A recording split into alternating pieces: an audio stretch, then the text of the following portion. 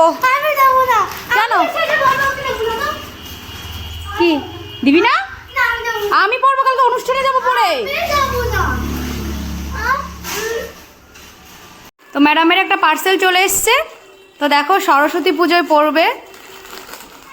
তো দেখা যাক কি শাড়ি এসছে ম্যাডামের জন্য। তা আমাকে পরতে দেবে না, খুলে নাও। এই হলো ম্যাডামের শাড়ি সরস্বতী পুজোর জন্য। তো দেখো শাড়িটা কেমন লাগছে, এটা ব্লাউজ পিস। শাড়িটা খুলে দেখাও, আমার পছন্দ আছে? হ্যাঁ ভালো লাগছে না? এটা আমি কালকে পরবো একবার। না কেন? আমি দেবো না। কেন?